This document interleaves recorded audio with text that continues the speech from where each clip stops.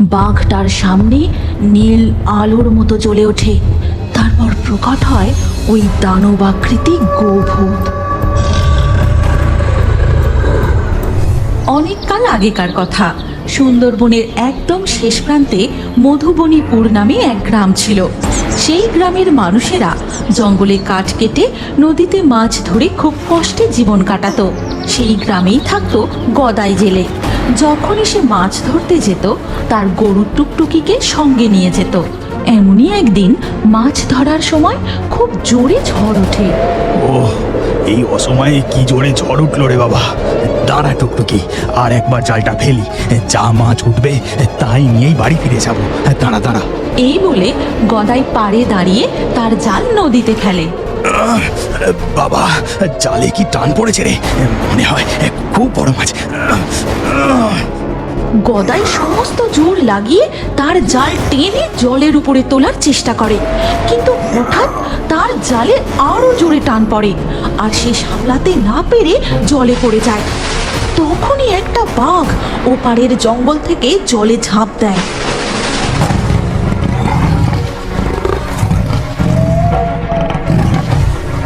টুকটুকি পালা, বাঘ তুই এখান থেকে পালা। টুকটুকি টুকটুকি পালা, বাঘ। বাঘটা সাঁতার কেটে গদাইয়ের দিকে দ্রুত আসতে থাকে। তখনই তার গরু নদীর পাড় থেকে গলার দড়িটা গদাইয়ের দিকে ছুড়ে দেয়। তারপর সে গদাইকে টেনে পাড়ে তুলে আনে। তখন বাঘ প্রায় নদীর এপারে। গদাই ও তার গরু দৌড়তে শুরু করে। পালা টুকটুকি, আমাদের পিছনে বাঘ, পালা, তুই থামিস না। বাঘ, বাঘ। আকাশ ফাটানো বজ্রের মতো গর্জন করে বাঘ গদাই আর তার গরুকে তাড়া করে। তারপর সে এক লাফ দিয়ে গরুটার পায়ে কামড় বসায়। ছেড়ে দে, ছেড়ে দে আমার টুকটুকিকে, ছেড়ে দে বলছি, ছেড়ে দে। গদাই প্রাণপণে তার গরুর দড়ি ধরে টানতে থাকে। ঠিক তখনই শুরু হয় প্রবল বৃষ্টি। জোরে জোরে বাজ পড়তে থাকে। হঠাৎই হুড়মুড়িয়ে একটা ডাল ভেঙে বাঘটার উপর পড়ে। বাঘটার কামড় আলগা হতেই গদাই সেই সুযোগে তার টুকটুকিকে টেনে নিয়ে কোনো রকমে দৌড়তে দৌড়তে গ্রামে ঢুকে তারা বাড়ি পৌঁছায়। কি গো, কি হয়েছে তোমার? অত হাঁপাচ্ছ কেন? হে কি, টুকটুকির গা থেকে এত রক্ত পড়ছে! এই যে বাঘের কামড়! ওই বাজটা গাছের ডালে না পড়লে সব শেষ হয়ে যেত মালিনী, সব শেষ হয়ে যেত। এই যে বনবিবির কৃপা গো, হে বনবিবি, তুমি আমার স্বামীকে গরুকে রক্ষা করেছো। তোমার চরণে শত কোটি প্রণাম দেবী, শত কোটি প্রণাম। এরপর বৃষ্টিও থেমে যায়। ওদিকে তখন জঙ্গলের মাটিতে যে 2-4 ফোঁটা গরুটার রক্ত ঝরে পড়েছিল, বাঘটা দাঁড়িয়ে বেশ কয়েকবার গন্ধটা শুঁকে জঙ্গলের গভীরে মিলিয়ে যায়। শোনো গো মালিনী, তুমি টুকটুকির ক্ষতস্থানে ভালো করে প্রলেপ লাগিয়ে দাও। আজ ও আমাকে জল থেকে টেনে না তুললে হয়তো আমি নিজেই। চুপ করো তুমি, চুপ করো, এমন কথা মুখেও এনো না। চিন্তা করিস না ননি, তোর মায়ের কিচ্ছু হয়নি। আমি আছি তো, তোর মা আবার তাড়াতাড়ি সুস্থ হয়ে উঠবে।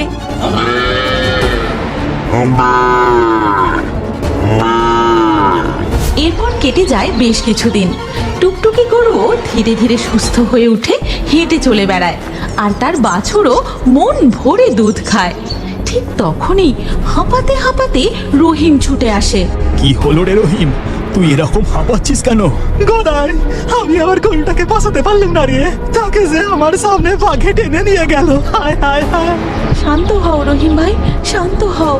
এরপর থেকে সেই গ্রামে বাঘ ঢুকে একের পর এক গরু শিকার করতে থাকে। কখনো মাঠে ঘাস খেতে থাকা গরুদের টেনে নিয়ে যায়, বা কখনো রাতের অন্ধকারে গোয়াল থেকে।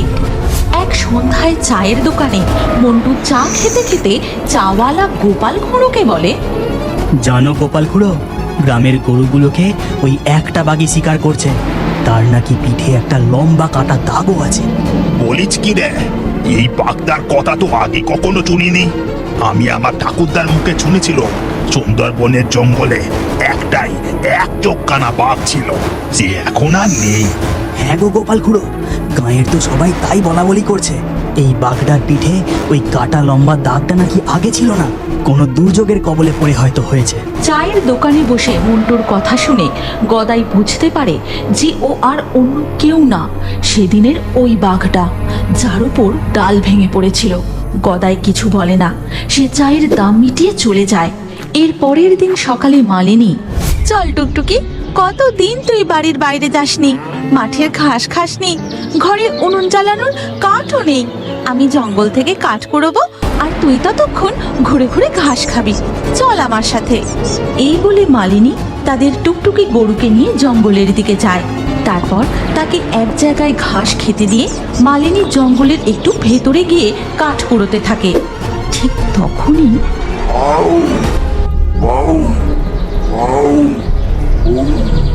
হে ভগবান, বাঘটা যে একদম কাছাকাছি কোথাও আছে, এবার আমি কি করি? মালিনী ধীরে ধীরে হাঁটতে থাকে। ঠিক তখনই বাঘটা বন থেকে বেরিয়ে তার সামনে চলে আসে। মালিনী ভয়ে চিৎকার করে ওঠে, বাঘ, বাঘ, বাঁচাও, বাঘ! বাঘটা ধীরে ধীরে মালিনীর দিকে এগোতে থাকে। যেই না সে ঝাঁপিয়ে পড়তে যাবে, ঠিক সেই সময় টুকটুকি গরু বাঘটাকে তার শিং দিয়ে জোরে ধাক্কা মারে। টুকটুকি, তুই এখানে কেন এলি? তুই পালা টুকটুকি, তুই পালা! এই কথা বলে মালিনী অজ্ঞান হয়ে মাটিতে পড়ে যায়।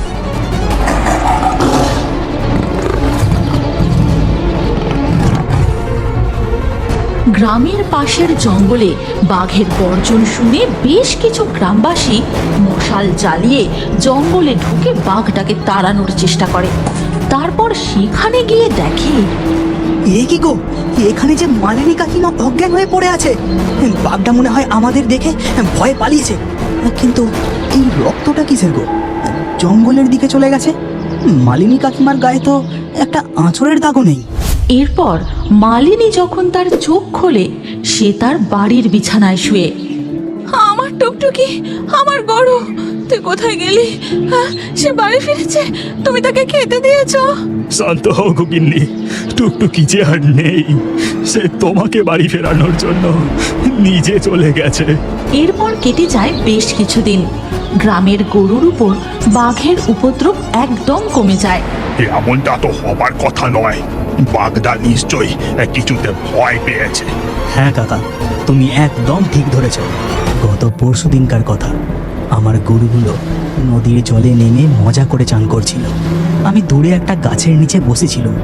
এমন সময় বাঘটা নদীতে গরু দেখে জলে ঝাঁপিয়ে দ্রুত আসতে থাকে। গরুগুলো পালাতে না পেরে ভয় ডাকাডাকি শুরু করে। ঠিক তখনই জঙ্গলের ভিতর থেকে এক কালো মিশমিশে দানবের মতো ভূত বেরিয়ে আসে। গরু দুটো জল থেকে উঠে নির্ভয়ে কালো দানবটার পিছনে দাঁড়িয়ে থাকে। বাঘটা ভয়ে জল থেকে পাড়ে না উঠে সে যেদিক থেকে এসেছিল আবার পালিয়ে যায়। আবার কেমন জন্তু এলো যে গরুদের রক্ষা করে? হ্যাঁ গো কাকা, আমি নিজের চোখে দেখেছি। এরপর রাতে গোপাল খুড়ো তার দোকান বন্ধ করে বাড়ি ফেরার সময় দেখে একটা বাঘ চুপিসারে বলাইদের গোয়ালের দিকে এগোচ্ছে। ঠিক তখনই বাঘটার সামনে নীল আলোর মতো জ্বলে ওঠে। তারপর প্রকট হয় ওই দানবাকৃতি গোভূত। গোভূতটা বাঘটার দিকে এগোতেই বাঘটা ভয়ে দৌড়ে জঙ্গলের দিকে চলে যায়। মন্টু একদম ঠিক কথা বলেছিল। ওই গোভূতটা গ্রামের গরুগুলোকে রক্ষা করছে। এরপর থেকে আর কোনোদিনও মধুবনী গ্রামের আশেপাশে বাঘ দেখা যায়নি। গ্রামের গরুগুলো নিশ্চিন্তে মাঠে ঘুরে ঘুরে ঘাস খায় আর নদীর জলে মন ভরে স্নান করে। হয়তো আপনি জানেন না, আপনি যদি আমাদের গোভূতের কার্টুন চ্যানেলটি সাবস্ক্রাইব করে আপনার নাম কমেন্টে লেখেন, তাহলে আপনার নাম আমাদের কার্টুন ভিডিওতে দেখানো হয়। হ্যাঁ হ্যাঁ, সবাই জানে। এবার তুই চুপ কর, আমাকে নামগুলো বলতে দে।